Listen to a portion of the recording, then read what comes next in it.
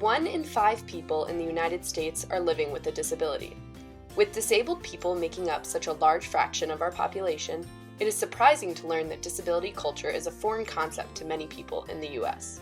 Majors like Women's Studies, African American Studies, and Asian Studies are becoming more popular majors at large universities like the University of Michigan. But in 2009, there were only 2 colleges in the nation that offered undergraduate degrees in disability studies.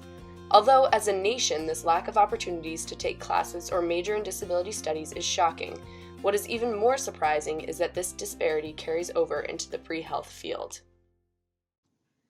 Since pre-health students are preparing for professions that require a significant amount of interaction with the disabled community, one would think that these students would be able to provide good definitions of disability studies and disability culture. To see if this was the case, we asked a few University of Michigan students about these 2 things. Here's what they had to say when we asked them to define disability studies. I honestly am not exactly sure how I would define it. I would say it's the way that disabilities are viewed, possibly. Studying mental or physical impairments in society. And I would define it as being studying how people adapt to their environment.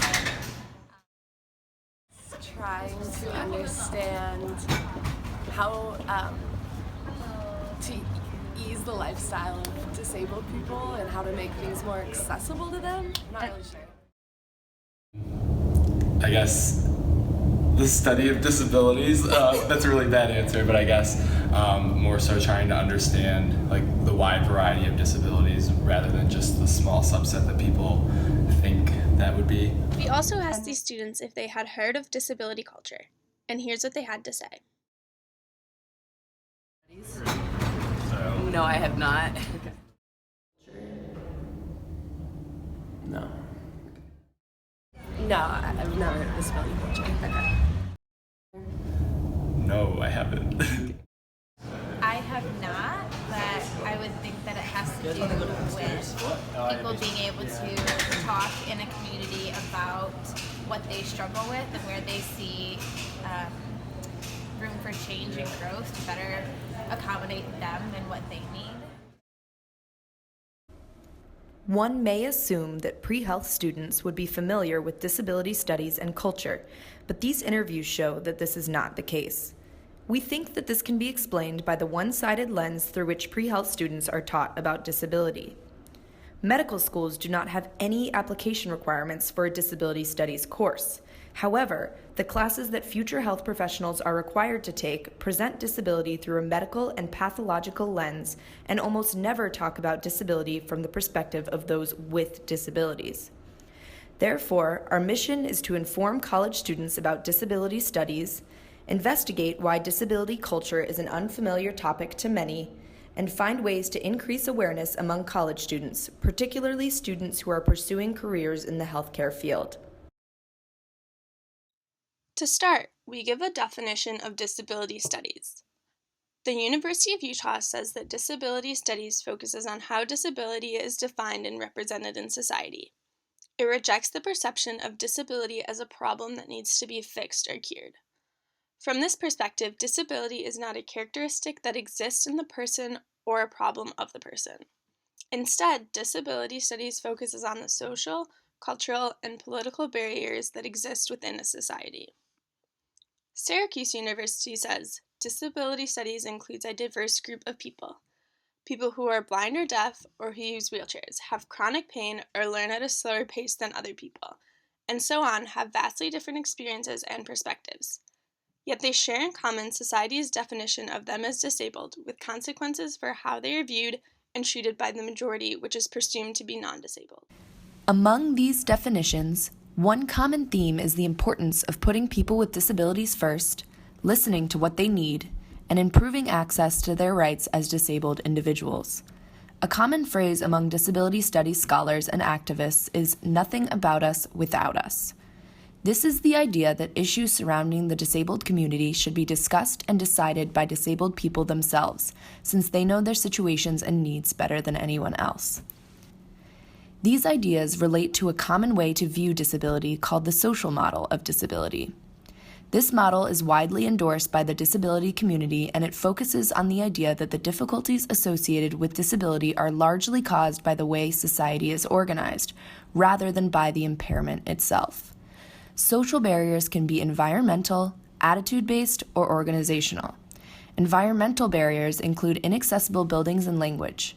Intolerant or unaccepting attitudes such as prejudice, stereotyping, and discrimination are also types of barriers created by society. Other barriers include unaccommodating or inflexible practices and procedures of organizations.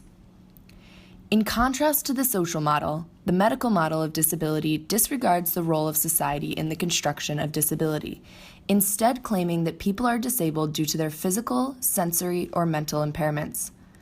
Under the medical model of disability, the individual is considered the problem instead of society, and medical professionals often aspire to fix or cure them of their disability.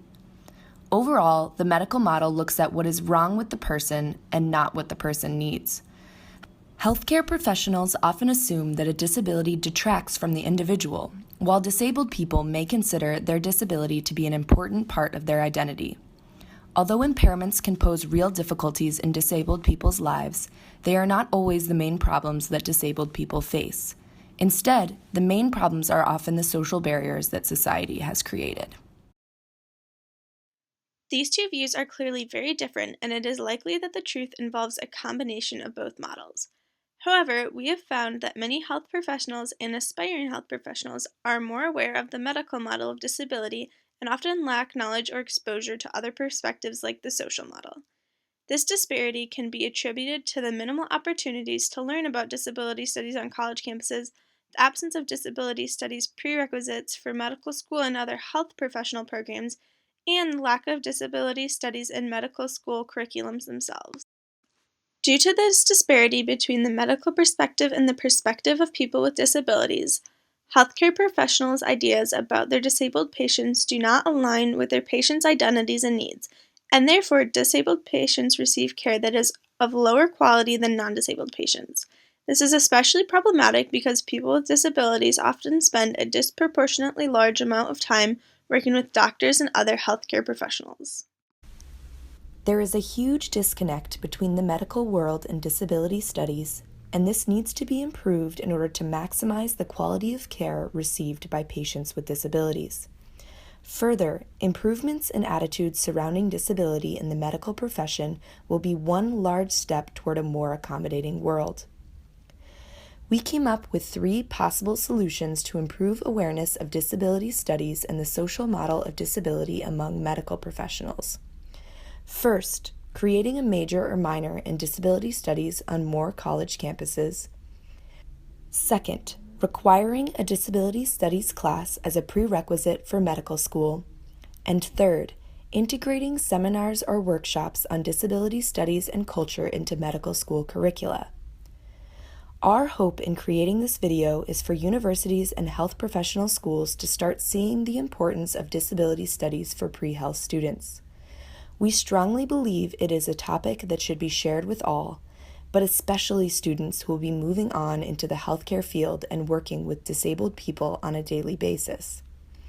It is important to break away from the medical model to ensure that people with disabilities are seen as people first and not problems that need to be solved.